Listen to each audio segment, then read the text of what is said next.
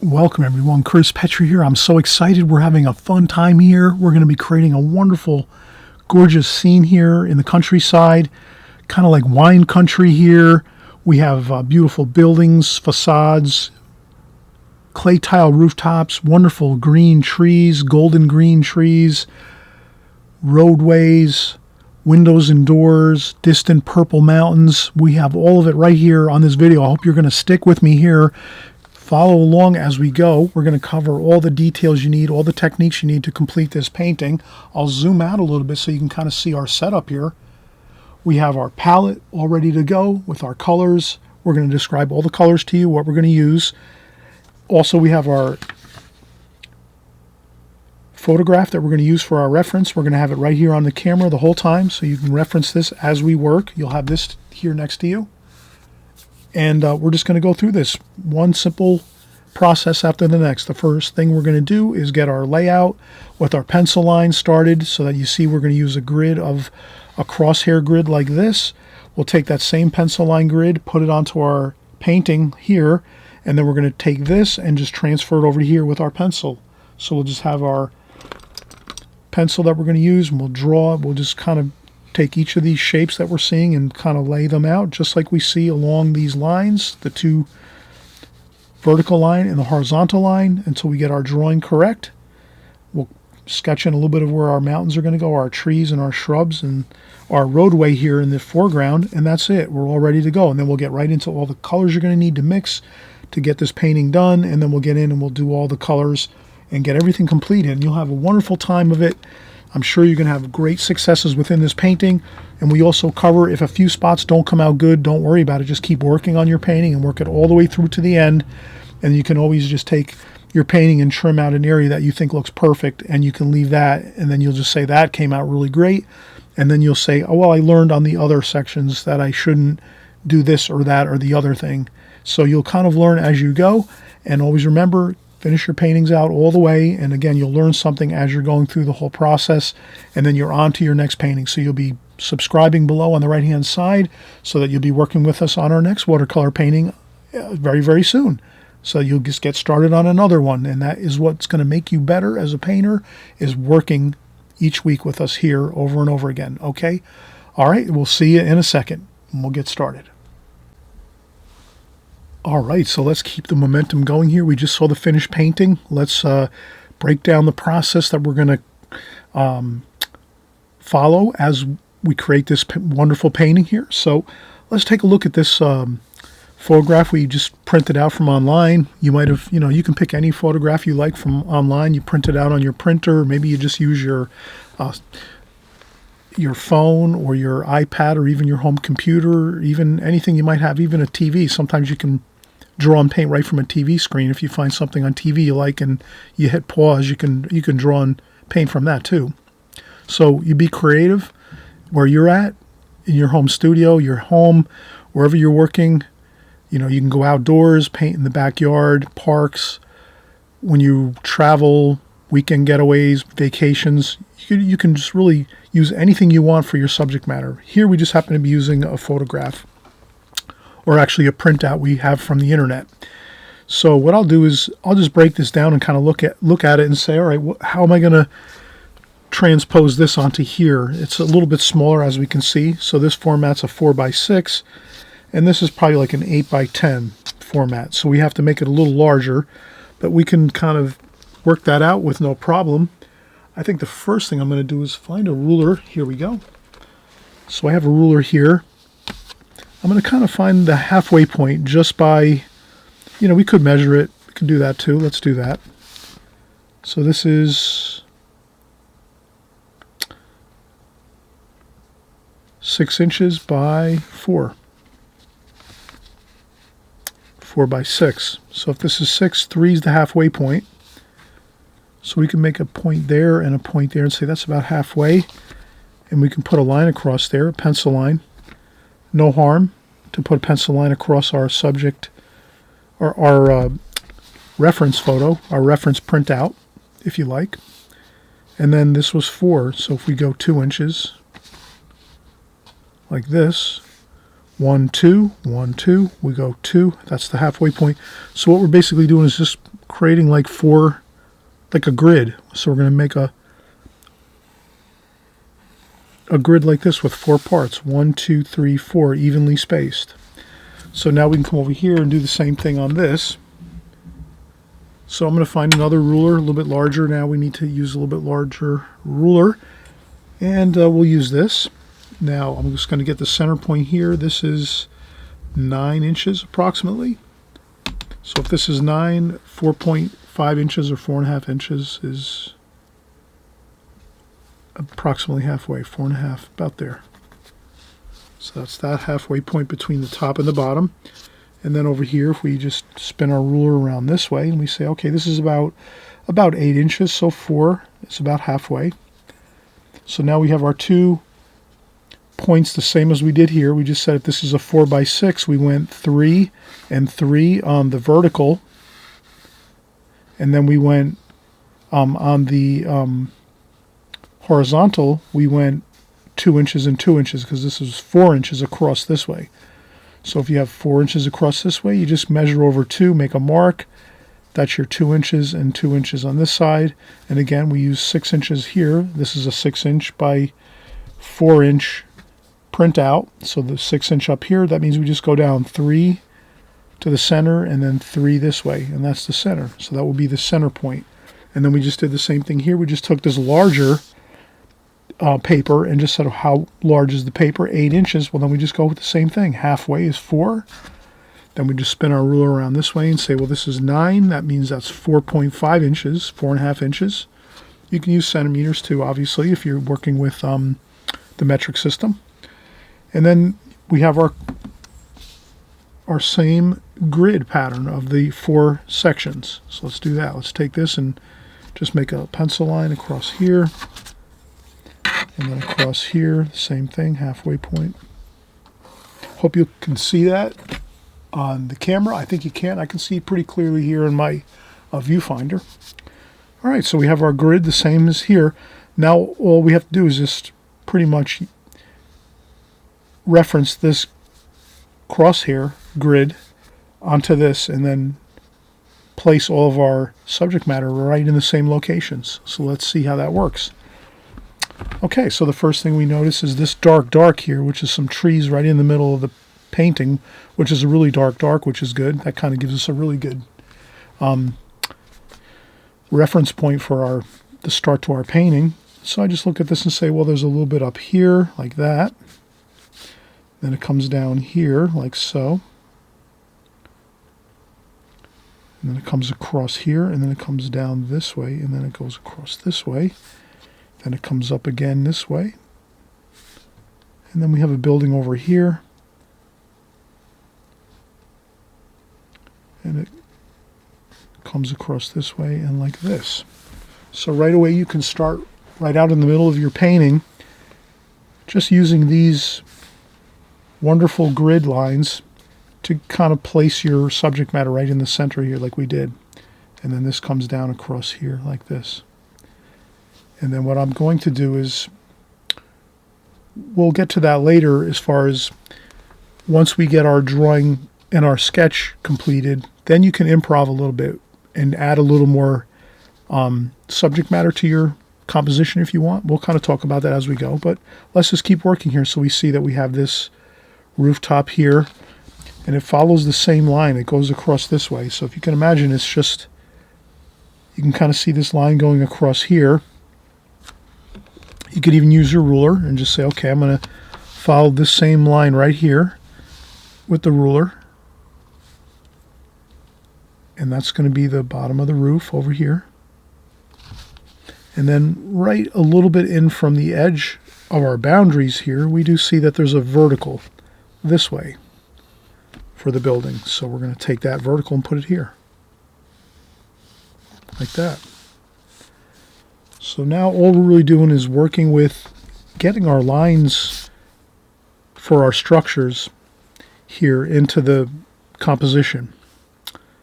And then we notice here on the bottom of this section here, this really dark right here, bottom of this section, that line carries straight through like this, right over to the, and that happens to be the road that goes into this picture. There's like a road going down into this wonderful scene here.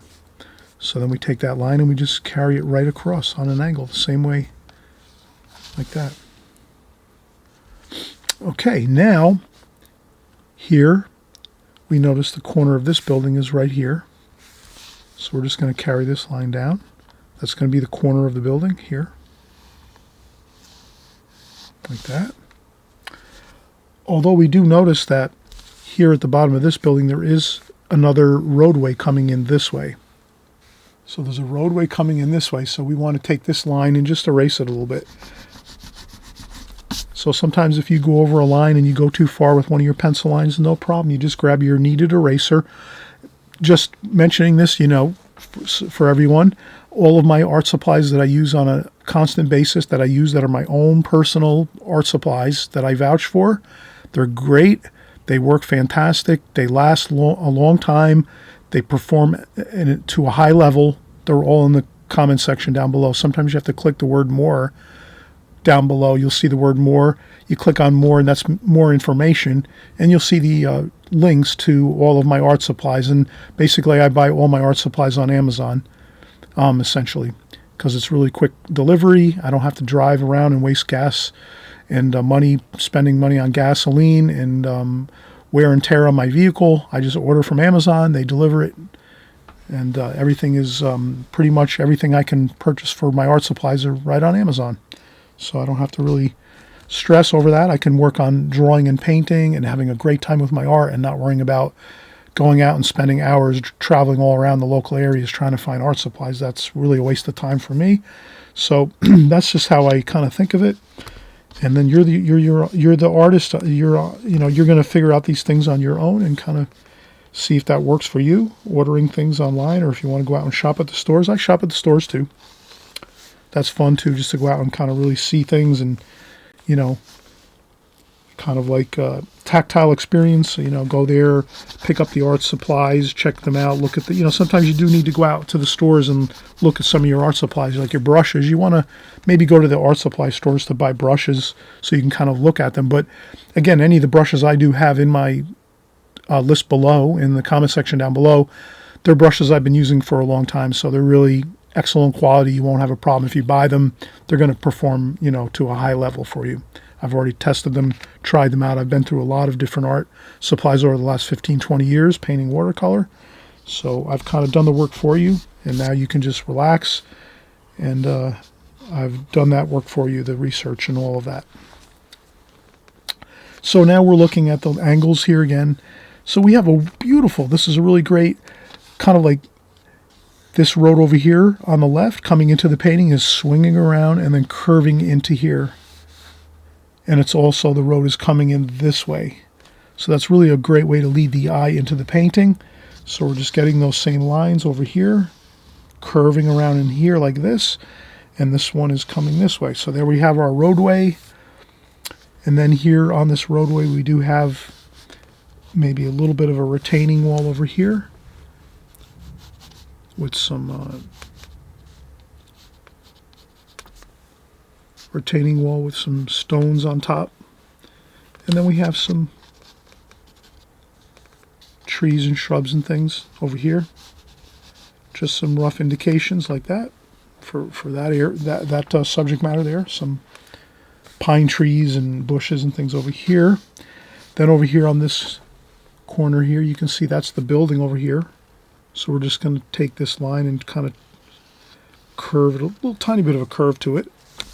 Probably it's straight in actuality, but a little curve to that line doesn't hurt. Kind of actually makes it flow into the painting more like this. And then on top of this here, we see that this line here is the other rooftop over here, like this. And it goes up like this. And then we have more trees over here, up here. So now you see we're sort of really putting everything all together with our drawing. And as I'm going, I am lifting up some of those crosshairs. Once we kind of get things looking good, you can erase your crosshair lines as you go, like this. So you see I'm erasing my crosshair lines like that.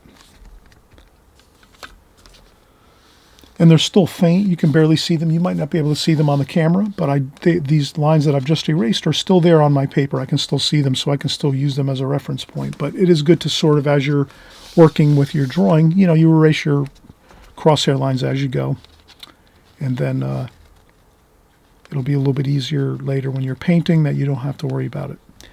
And then maybe, you know, I like a lot of pencil lines in my painting, so I don't mind pencil lines, so that's okay for me. But maybe you might like less pencil lines when you're painting. You want to have more paint and less pencil showing through, and that's fine. And a little bit of a shadow there. I'm just going to put a little bit of something like that. And then this here is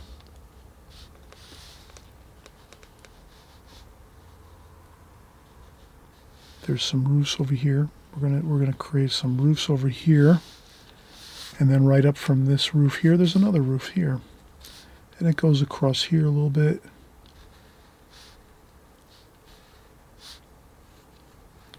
Like that. And then across from there, there's another rooftop there.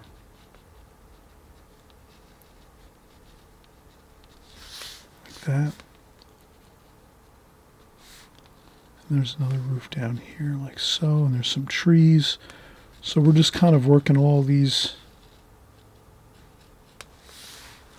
rooftops and trees and things all together at one time.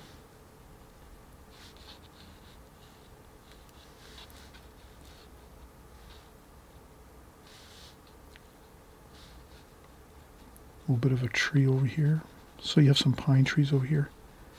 So I think right now we've done a lot. Let's take a quick break. We've almost worked the entire sketch, but we still have a little more of the sketch to do in the distant mountains over here and some more of these rooftops. Let's not push our luck too much by going too long with drawing and drawing and drawing, and the next thing you know, we'll start to get fatigued and we might kind of start to make some mistakes or lose track of what we're doing. Best thing to do is, after you've been working about 15 minutes or 20 minutes with your pencil drawing, best to just take a break, 15 minutes, you know, or even 5 or 10 minutes, stretch, stand up if you're sitting. If you're standing, maybe sit down in a chair, relax a little bit.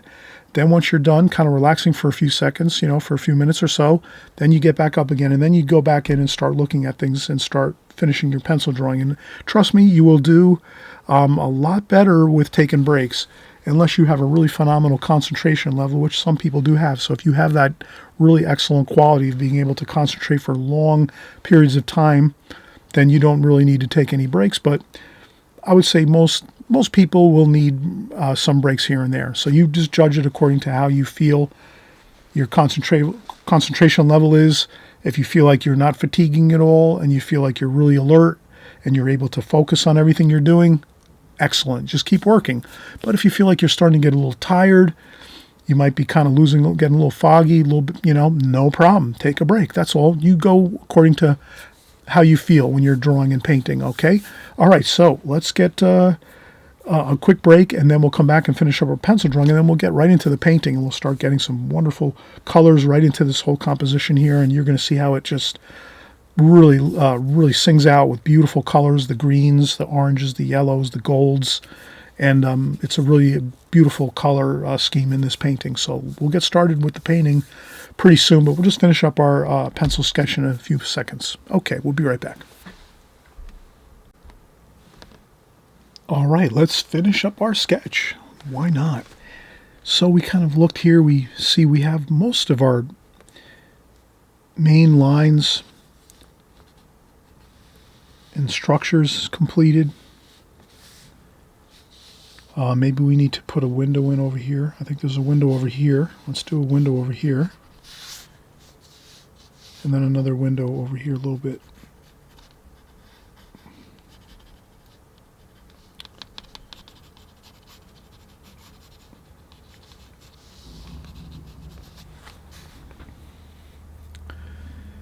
And then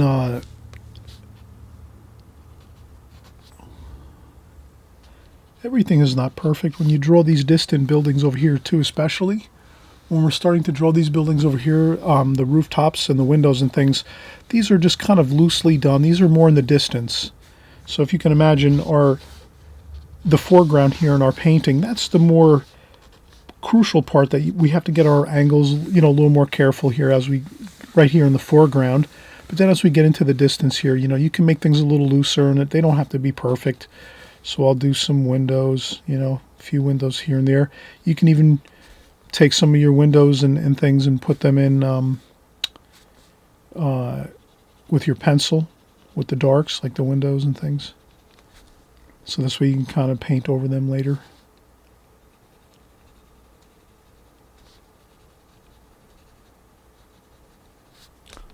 Like this. So I'll just put a couple windows in like this. And that.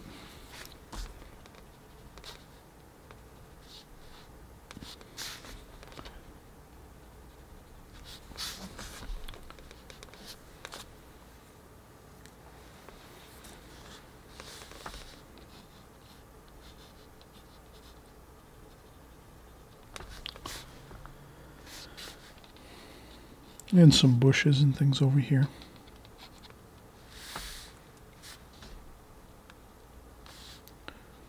This one might be this way, actually, the roof like this. Like that.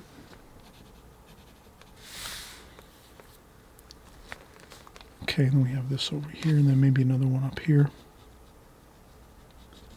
Some trees up here. So you're just going to finish off your sketch.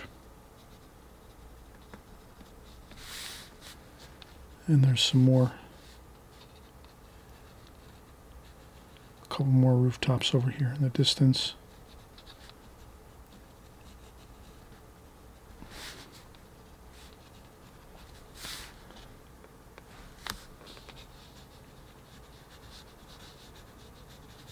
And the trees are kind of overhanging over here. This is pretty much all darks. Pretty much over here. Trees kind of like in the foreground over here. In the front area of this foreground of the picture. So now we can kind of see we have pretty much all of our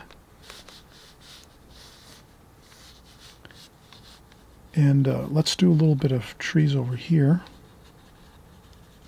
So this is all going to be trees over here. Kind of darks there. Like that.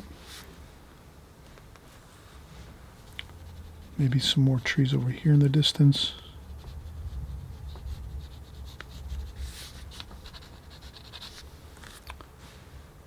All right, I think we have our sketch completed. Looks good. We have our window here, a window here. Our windows are completed in the distant buildings, the distant homes here in this hillside. Kind of like a beautiful farm, like in France or Italy, something like that. Some beautiful rural areas with some clay top roofs, the orange clay top roofs, and lots of trees and bushes and pine trees and interesting colors. All right, I think we're good. We have pretty much everything we could put into our painting right now using our reference photo, which is so important. You want to have a reference photo, or you want to be working in, plein air, where you're out there actually on site painting, or you're going to be taking photographs and bringing them back to your studio, or you're going to be working from magazines or from your phone or your iPad or your home computer, your TV screen. Sometimes you can take DVDs or movies and hit pause and paint interesting things from that. You really, as an artist, you have all the, subject matter at your disposal at any time to do all kinds of interesting creative ideas when you're coming up with subject matter that you want to paint, draw and paint. So we happen to be using a printout of a picture we found online on Google. But you can really do anything. You can take my new book, and I have a new watercolor book out. You can check that out below. You could take my book and use all my photographs in my book to paint from. You can sketch the sketch lines like I have here on the book. You could actually just take the book, mark it up with pencil and grid lines, and do these types of things. So, use everything to your advantage as an artist. And okay, let's take a quick break now. After we finished up our sketch, we'll just get prepped. We'll get our brushes. I have to go grab a few brushes in my studio here, fill up my water bucket with some water, and we'll be ready to paint. I'll grab my apron and we'll get started. Okay, this is really exciting now. We're getting into the painting part, and you're really going to enjoy this because it is a beautiful color scheme. Greens with some beautiful yellow ochres and oranges and reds, and that's a beautiful kind of combination of colors with a little bit of, again, the grayish colors in the background for the mountains. We forgot, I forgot to put in a little bit of that mountain, that distant mountain range. So let's do that. Let's put in our distant mountain range like this, just a little bit like that. Okay, I'm hoping you can see the sketch here too, and I'm hoping that this is clear so you can kind of see this. You'll be working from this, and then once I'm done with my painting, you can work from that too. So you can hit pause at the end of this video or at the beginning of the video when you see the finished painting. You can also hit pause and work from that. You can do a screenshot or a screen capture. If you don't know how to do that, you just look it up online on YouTube. You just type in how to do a screen capture, how to do a screenshot on your computer or your phone or your iPad. And then, well, that's all you have to do. You just do a screenshot, and then you can basically print out my painting and do the same process using my painting as your photograph. Okay, all right, so let's get excited, get ready. We'll get ready to paint.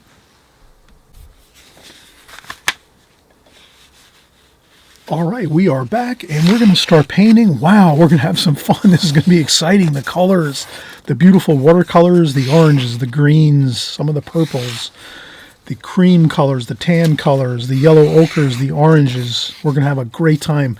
I always mention many times, you'll hear me say this all the time when I'm creating paintings here on YouTube and watercolor, and also too in my book. I'm hoping everyone's going to pick up my book because I explain in very, very strong detail the two methods of watercolor that I sort of use, the techniques and methods that I use in watercolor, and that's the alla prima technique or the glazing technique. So those are the two techniques I use most always, those two. And a lot of times I'll use them in combination together. But the main thing in my book, I go into detail about how you should learn both separately. And then after a while, maybe 1 or 2 years of working with the alla prima method and the glazing method, or the techniques of the alla prima technique and the glazing technique, once you work with them separately and you kind of learn each one on their own, then once you're done with that after 1 or 2 years, then you'll just go by feel after that, and you'll just use them in combination, or sometimes you will just use mostly alla prima, or sometimes you'll use mostly just the glazing technique. But I do cover that, again, in detail in my book, and I'm hoping you'll pick up my book and really work with it. And I think if you work with my book for a couple of years and just go through all the paintings, maybe once or twice through the book, which maybe might take about, a year, or, if you're really doing a lot of work and working a lot of hours, you can obviously get through my book really quickly, maybe in like 6 months. But anyway, if you're working with these two techniques and you learn them independently from one another, then eventually you combine the two, and then you can work with either one and use them in combination to suit your own style and technique and how you're creating your own paintings.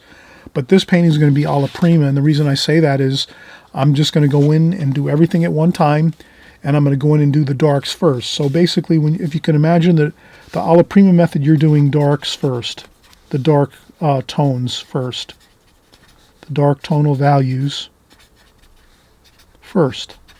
And then you'll go into your lighter washes, like all of the lighter greens, the purples, the tans, the yellow ochres. You're going to do all those lighter washes last. Your first is going to be your dark tones, these dark greens, these dark, beautiful dark greens and bluish greens here. That's going to be your first thing you're going to work in your painting for the alla prima method. For your glazing technique, that's kind of a little different. When you do use the glazing technique, you're going to start with all of your light washes first, and then you finish with your darks. So that's basically like the two methods that I teach for watercolor. That are the two techniques that are really fundamental to the watercolor medium. So again, we're going to be using the alla prima method here. And that's, again, the darks first, and we're painting everything at one time.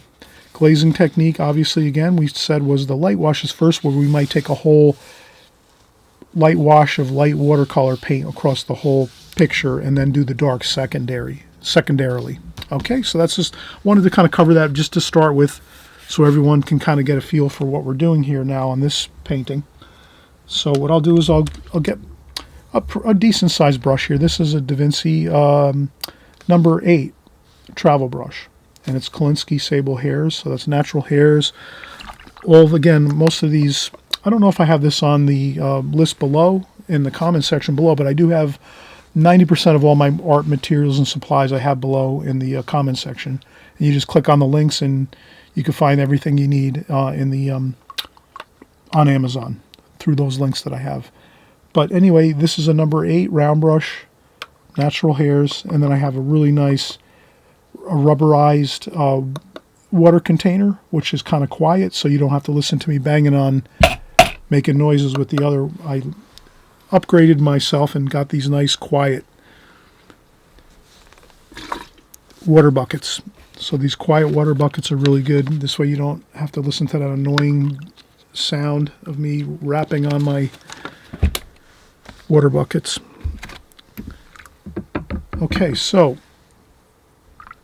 what I like to do when I'm using the alla prima method is I like to keep a tissue in hand so that I can dry off the water off of my brush. Once I rinse my brush, I dry off a little bit of water, and then I go over to my paint supply. That's basically the technique of working with alla prima. You don't want too much water flowing onto your painting, so you want to keep your brush moist but not wet. So when you want to keep your brush moist, you rinse off your brush in your water container. So you just rinse off your brush in your water container, dry off a little bit of the water onto a paper towel or tissue or a sponge or whatever you have. Your apron, you might tap on your apron if you have an apron.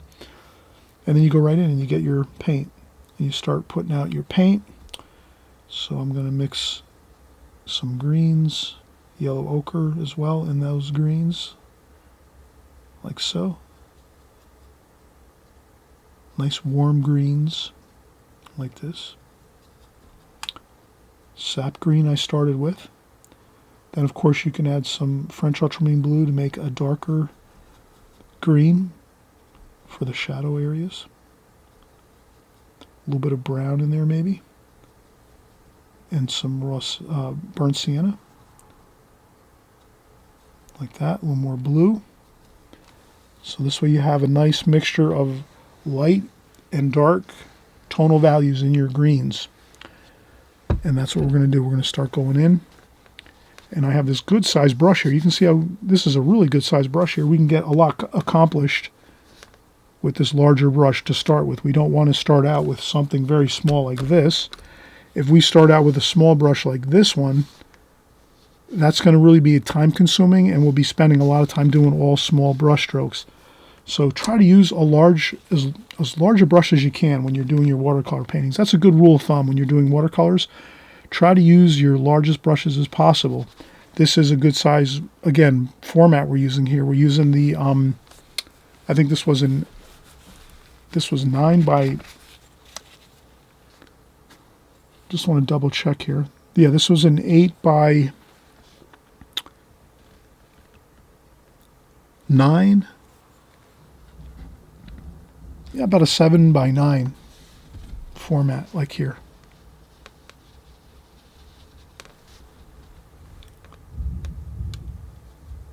So mix up some darks here. Get your greens, your darks, burnt sienna, burnt umber, sap green, French ultramarine blue. Don't be afraid to get some really good darks in there in the center of your painting.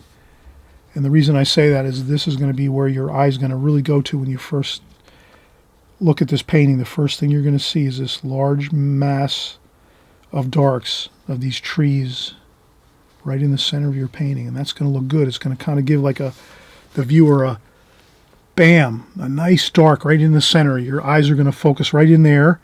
And then your eyes are going to drift around the painting a little bit, but they're probably going to come all the way back to here all the time, which is good. You don't want to have people's eyeballs flowing off the paper onto someone else's painting if it's in a gallery or something.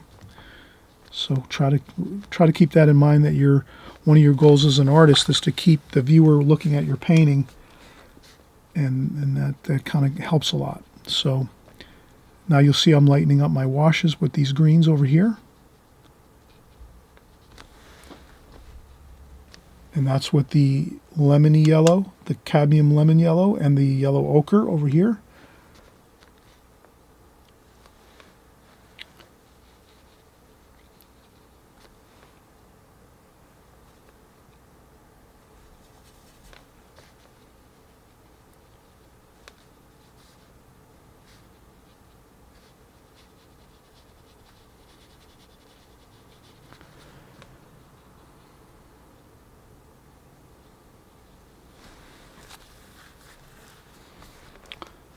And that's all I'm going to do here is just keep working that same idea of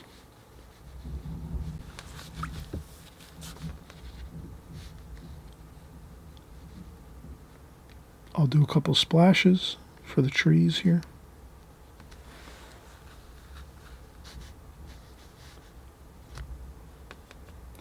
Then as we go into the distance, we'll make some tree colors, but more blue, cooler.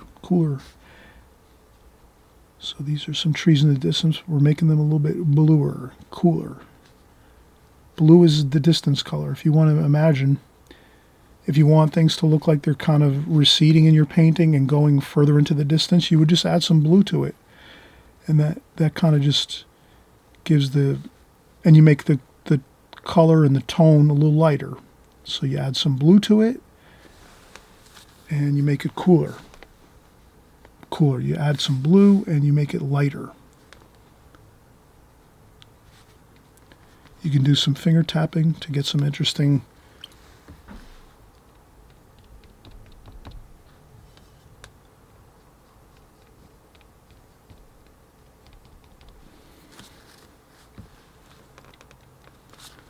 maybe you will start to add in some orange and red into your greens, so that we have a little bit of tie-in, because we're going to have some orange roofs and things. So might as well add in some orange to our greens and red.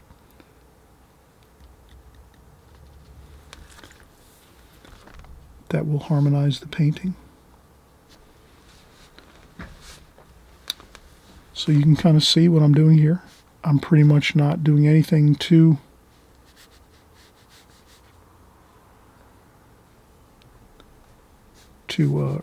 earth-shattering. I'm just following this reference photo.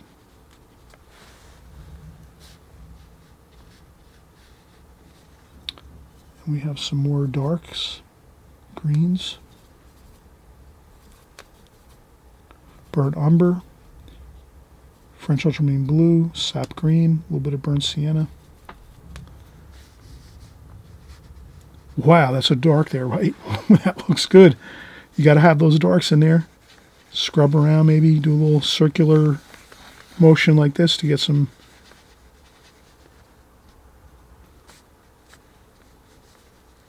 interesting shapes going.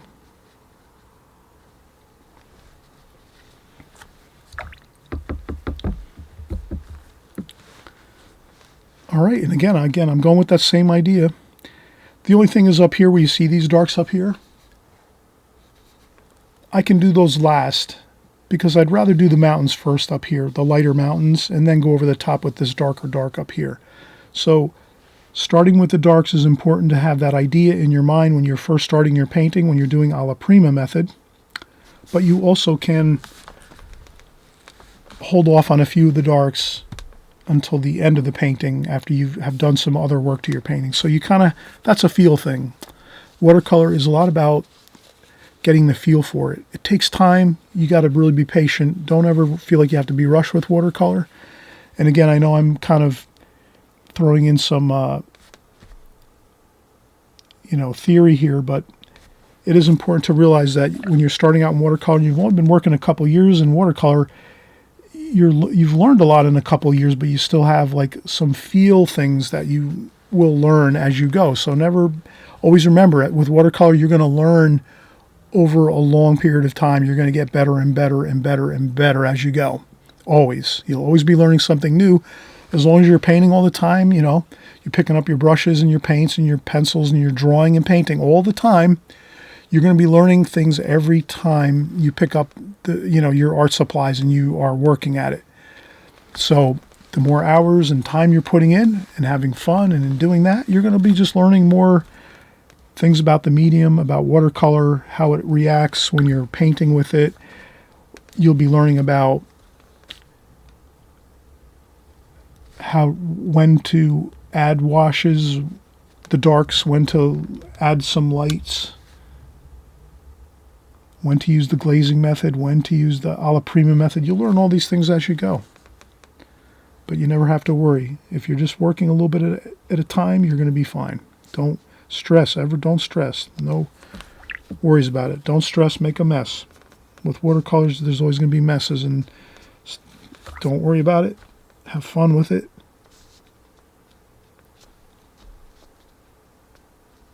Okay, so we did our windows here on the sides of these buildings, which are kind of dark. And what else do we have? We have a little bit of darks over here on this roof here, like this. Like that. We have a little bit of roofs going this way. Okay, so now you can see things are coming along. Red, cadmium red, orange, cadmium red.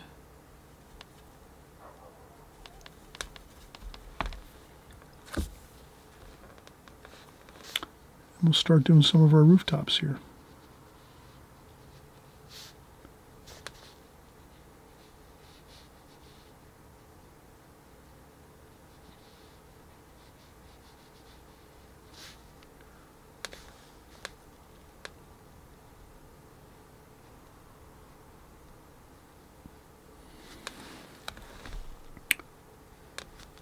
So you see I'm doing some lighter oranges and reds now.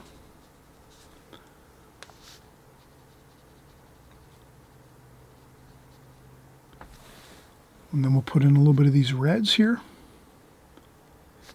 which are a little bit exciting colors of red.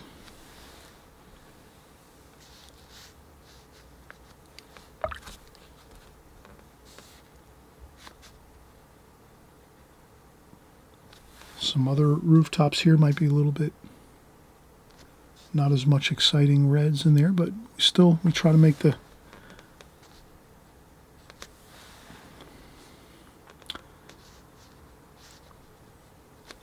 then as the colors go in the distance, they get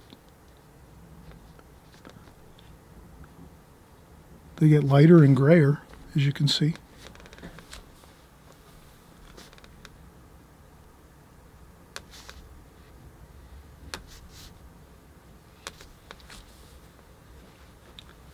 All right, so we've done quite a bit of the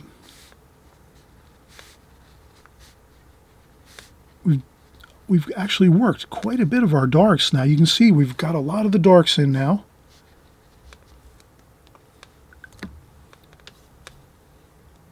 You could do a little splashing here and there. So sometimes I'll go a little bit off the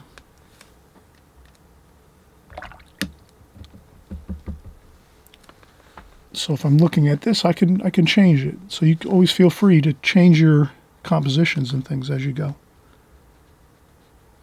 when you're painting.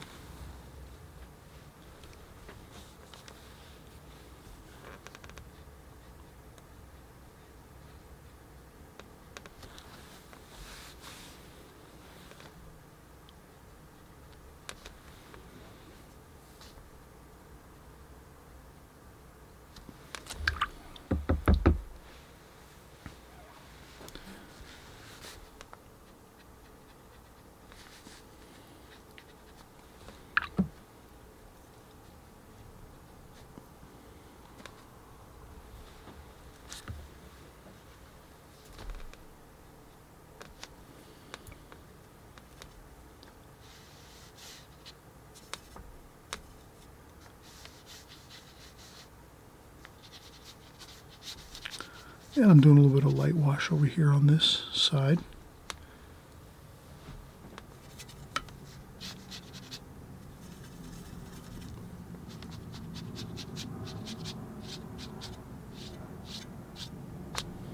Like that. And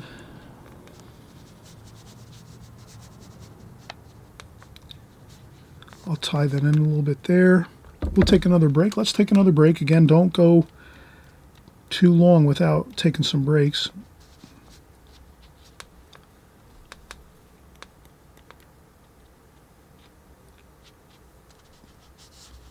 Okay, I'll continue with these darker trees over here on this side once we come back, but I wanted to get them started anyway, and then burnt umber, French ultramarine blue to make it a little darker here.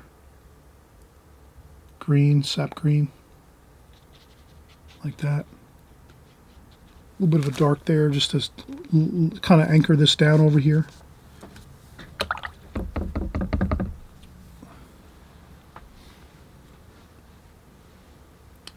All right, we're looking good so far. So I'm hoping you're having a good time of this and you're having good luck as we go. And don't worry, if you ever do a watercolor and it starts out good and next thing you know it's not going so great, finish it out. Just completely finish the painting no matter what it is. Don't ever worry about it. That's the best advice I can give, is don't stop in the middle of your watercolor and think it's going terrible and then just leave it there. Just finish it out. Just keep working as you go all the way to the end, and then you can set it aside and then look at it the next day or the next, in a week. But the next thing is you just pick up another piece of paper and you start another painting. So always remember, you're always working your next painting. You're not focusing on just one painting that you're doing. You're always working on the next one. And if you have one that sort of doesn't turn out so great as you're working on it, finish it up. Just finish it through. Even if you rush toward the end and just say, all right, I'm just going to finish it up and whatever. Do it that way. Don't tear it up and throw it out or get frustrated and just stop in the middle of it. Just keep working on it. Imagine it's just you're practicing as you're going through the whole painting. So if one part doesn't come out so great as you're going, no problem. You just keep working on it. And then you just realize, well, there's another part of the painting I can work on I'm going to learn something about as I'm going. And that's all you have to do, is just really always remember it's a learning process. Maybe in the beginning of the painting here that you're doing right now with me, maybe some of these darks didn't come out great for you. Well, no problem. We're going to be doing smaller darks in these windows over here. So let's keep working on this and get some of those darker, smaller windows and doors in these other buildings that are in the distance here. And that might be something that you really be excited about. And then you can always just take your painting and cut around it, and you're just going to leave it. You can always trim your paintings down once you're done. Trim out an area that looks really good and leave that area and set it aside and say, yeah, that area came out good. Maybe some other area in your painting didn't come out good, but always remember, you can take a pair of scissors and cut around your painting, and the parts that come out good in your painting, you save those parts. You trim it out and say, that part came out good. I like that. That looks good. Maybe this other part didn't come out great. Well, then you just take that and you put it in the recycle bin. But you'll always have parts of your painting that are going to come out good. Other parts might not come out so great. I mention this because I did the same thing and I still do the same thing. Sometimes I'm creating a painting, parts of it don't come out good. Other parts do come out good, and that's what I do. I just focus on what came out good. So do that. Give yourself some encouragement. Be excited. If you have a few parts of your painting that come out really good, get excited about that. And then you're just going to parlay that to the next painting that you do, realizing that the next painting might be the same thing. Parts might come out good. Other parts may not. Take whatever comes out good and, focus on that. And you just keep doing that painting after painting after painting as you're working with us here on our channel. And I'm hoping you're going to subscribe so you don't lose us. I don't want you to lose me here. I know some of you might come here. This is your first time here. Welcome if it's your first time. You might be here the first time and go, oh my God, this is fun. It's great. And then you forget to subscribe on the right-hand side below. Next thing you know, you can't find me again. I want you to make sure you can stick with us week after week, month after month, and year after year, painting in watercolor. So please hit the subscribe button and thumbs up too if you really like this video, because that means YouTube will actually promote our videos more, and more people will come along and join along and have a good time with us here as we're doing our watercolors. So in any case, let's get back to painting in just a minute, but it's always good to take a few breaks. Let's do that. Let's take a break, and then we'll get back to finishing up. But I think we're pretty much like 70% of the way through, complete. We have a few more darks to do in the windows here in the distance, a couple light washes in the foreground, and then we'll finish up with these darks over here, and we'll also put in that distant mountain, that beautiful distant grayish looking mountain in the back, which really looks good. It's nice and soft and mellow, which means it's far in the distance. Again, it's cooler and farther in the distance. So let's get back to painting in just a minute, but let's always take a break. All right, so we're going to get back into the painting, and if you've noticed, I've really only used this one brush the whole time, the number 8 Da Vinci travel brush, natural hair Kolinsky Sable natural hair brush, number 8 travel brush. And these are great travel brushes. Again, you can keep these in your backpack, your purse, your shirt pocket. When you're done painting, you put this right like that. There's a hole in the top so that it air dries out, so you don't ever have to worry. It air dries out naturally. You can put this in your backpack, your shirt pocket, your purse, your duffel bag. And the next time you're ready to paint, you just open it up.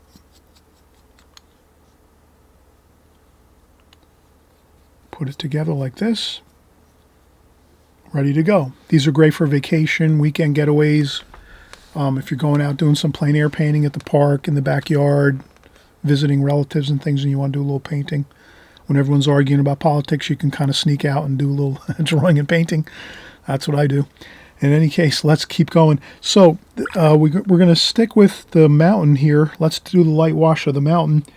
Since we use French ultramarine blue, let's just stick with that.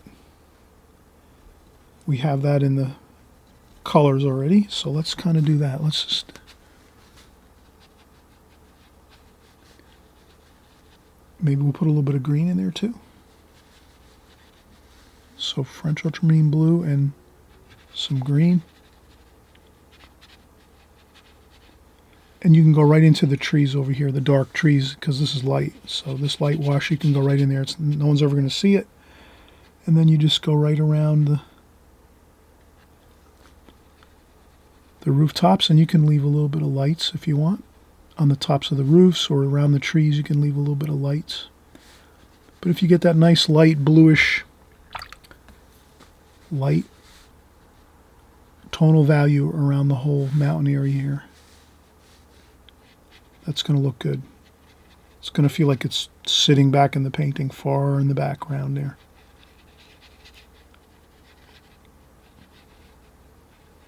Like that.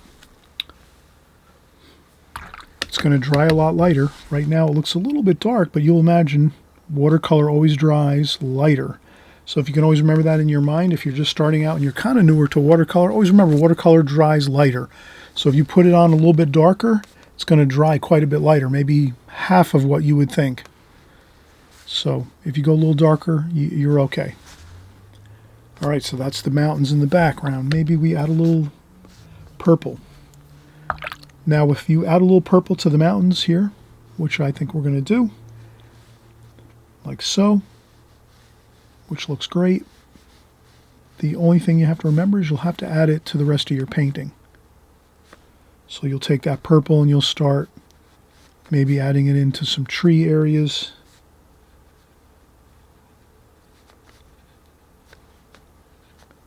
Because if you introduce a new color that you haven't used before and you've finished up like 3/4 of the painting, so if you're 75% done with your painting and you haven't used purple yet, and then all of a sudden now you decide, oh, I'm going to use purple, just remember, it's really a simple rule.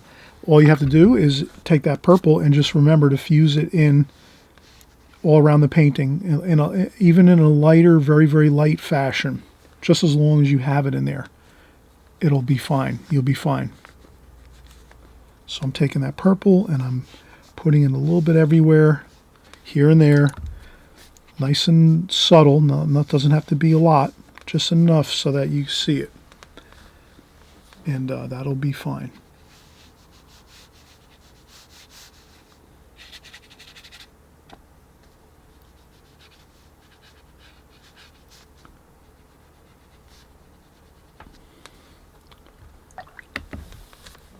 All right, look at that. We are all set. We have our distant mountain in. Let's do a little bit of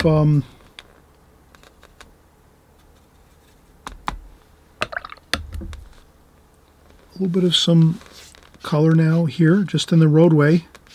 Let's take our brush and kind of swing it right in the way it's going to be going, the roadway right here like this. Like this. And the same thing over here. Let's take some of that roadway and go this way. Take your brush and do a swing around just like this, the same way you would want someone to kind of view it and go into the painting. Use your brush stroke the same way. Maybe make a little darker lines so you can see it a little more. A little bit of purple in there too, maybe.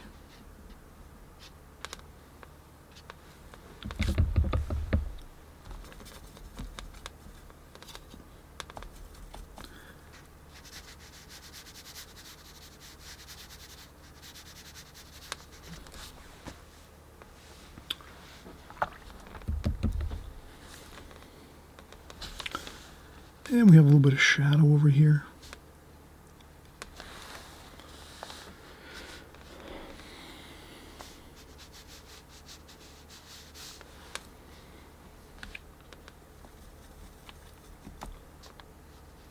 Maybe I'll put some shadows here.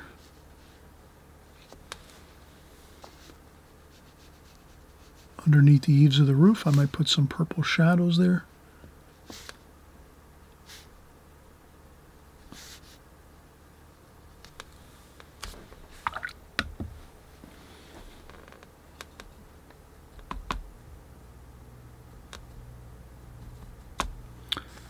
And then maybe we'll have a little bit of a door there. And there's a little bit of a wall there. Like that. So you can make a little bit of an outline there where this wall is over here.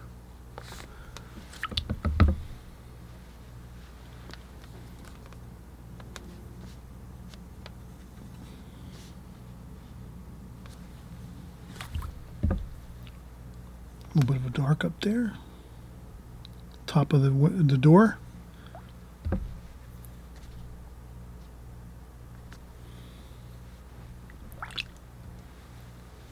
And I think this is really looking fine. The only thing we have to do now is get that sap green, burnt umber, burnt sienna,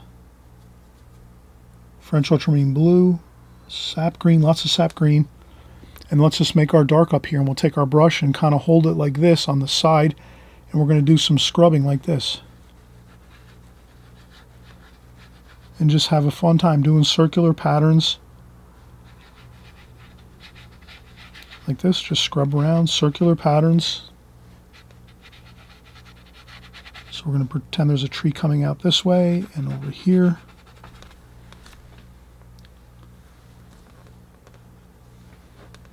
You could take your fingernail and do a couple scrapes where you might have some branches. Like that.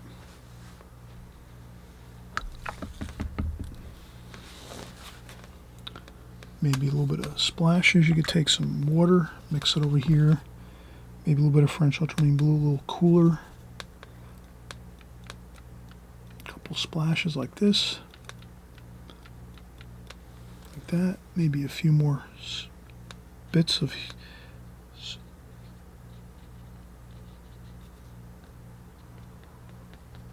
a couple finger taps. A couple more splashes. Like that. A little more darks there in the tops of the windows. And then you'll see how it really comes together once you have all the darks.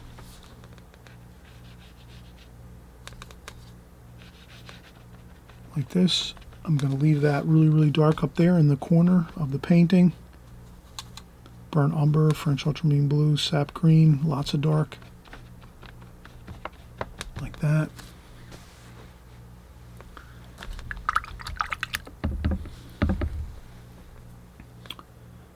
A little bit of yellow ochre over here, maybe.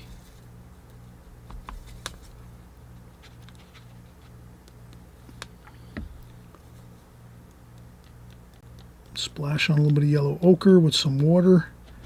Maybe just have a little bit of that golden color.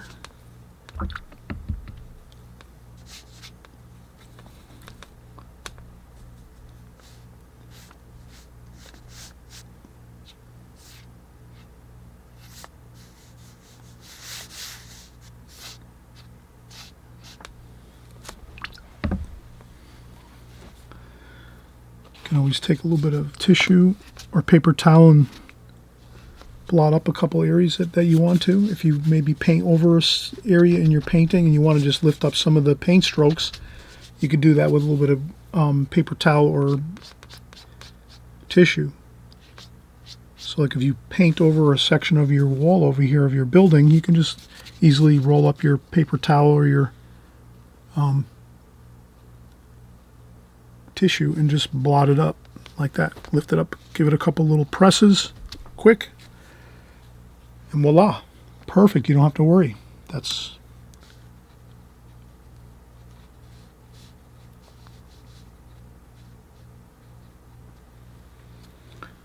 and you can do a few more.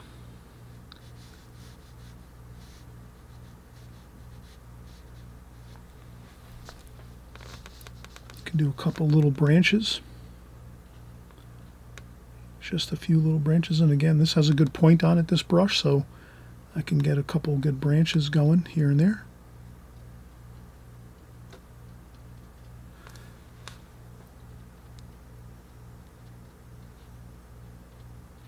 Like that. And then we keep things light over here in the distance. That might have been a little darker than I would think would have been good, but we can lift that up. You just dab a little bit of water on there, and then take your tissue or paper towel and blot it up. And there you go. You have, and then you have red and orange. Let's mix some red and orange just to get that back.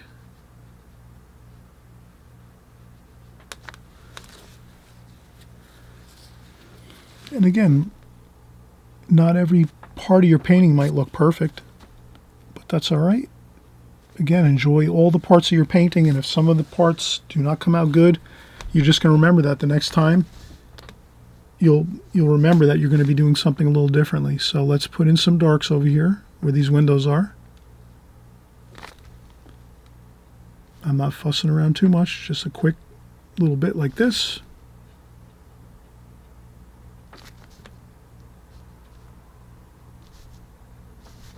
Like that, so you can kind of see a little bit of darks at the tops of the doors and windows. Usually there's more shadow at the tops of the windows and the doors, so you're always safe if you go with a darker tonal value or a darker wash at the very tippy tops of your windows and doors. And then as they get down lower, they're lighter because the light is catching the bottoms of the doors, but the light can't always get to the upper part of the door because there's usually an overhang. Usually the door sets in to the building facade that we're working on. So you can always remember that you'll always be safe to add a little darker shadow at the top of your windows and doors. That always will help you. All right, so look at that. We're pretty much, everything is good, complete. All you have to do is pull up the tape and sign the painting and you are good. You'll put it into a frame. So I'll lift up my reference photo. I'll set that aside and we'll lift up and see how good it looks once you lift up the tape off the painting. And I'm careful to lift it off on a 45-degree angle like this so that it doesn't tear the paper. Like that. Same thing over here. Like that.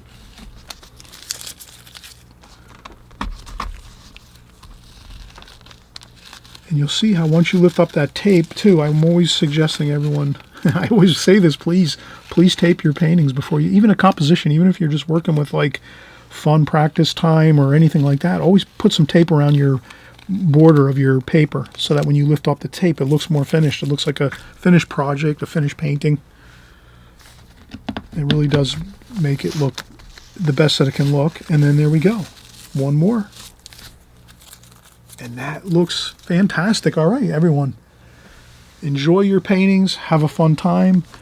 Enjoy the process of just starting out with your design, putting your grid lines on your subject matter, working from your subject matter, your photographs, or maybe you're going to take some plastic and put it over your phone and make a grid line over the top of your phone with some plastic, some Mylar plastic. I cover that in many of my videos, using Mylar plastic to put over the top of your phone, your computer screen, your TV screen, or your books. You might have some books you don't want to mark up or make pencil lines on. You can do that too. You just put plastic over it, clear, thin film plastic with lines on it with magic marker, let's say, some Sharpie really thin line markers.